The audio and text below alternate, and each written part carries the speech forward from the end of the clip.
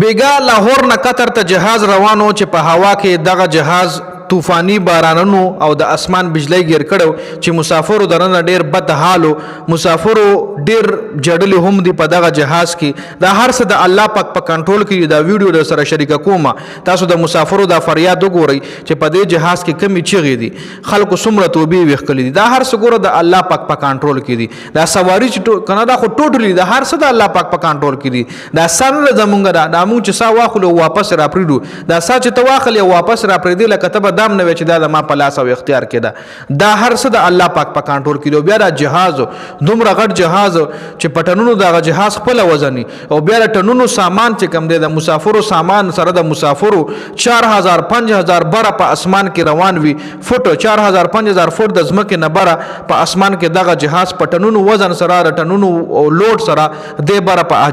هوا کې روان وي نو دا هر څه الله پاک کنټرول کوي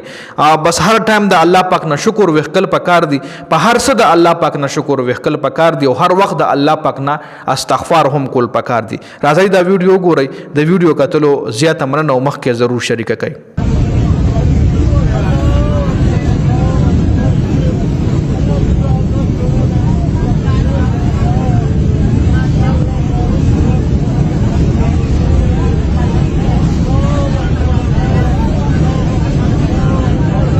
خمرګرو تاسو دا ویډیو کړه دا خو تقریبا 3 منټ ویډیو و خو ما دا لګا راکم تاسو سره شریک ک صرف دا چغې مې در باندې اورېدې په هوا کې د مسافرو دا اوازونه مې در باندې اورېدل چې څومره تکلیف کې دی ګوره لکه پزماکه باندې یو انسان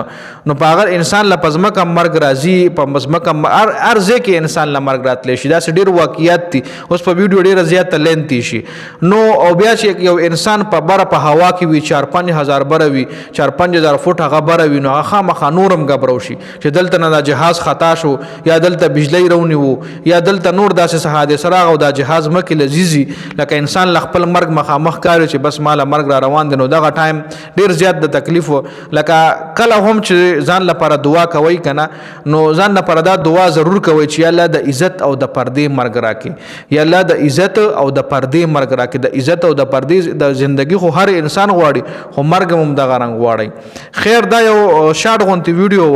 زمونږ لپاره پکې یو قسم له عبرت هم دی زمونږ لپاره یو قسم له الله په خول مونږ لګوره چې دا هر څه زه کنټرول کوم دا هر څه زما په لاس اختیار کې دي دا هر څه زما په واک کې دي دا هر څه چې کوم دي دا ټول دنیا نه دا ټول هر څه د الله پاک په اختیاراتو کې دي نو چې کله هم په سورلۍ کې چرته هم سفر لځي نو خامخا د سفر دعا وایي ډیر خلک داسې بدبخت وي چې میوزیک په گاډو کې لګولې وي یا په جهاز کې خلک فلمونه ګوري داسې خلک هم شته دي انګریزان چې کوم وی غیر مسلمای پکې ډرینک هم کوي شرابونه هم پکې سکي نو خیر دا خو د غي خپل دغه د خو از مسلم مونږ له پکار دي چې ټول هر څه چې هر کار کوو مونږ سنت طریقې سره ادا کو نو د ویډیو کتلو زیاته مننه والسلام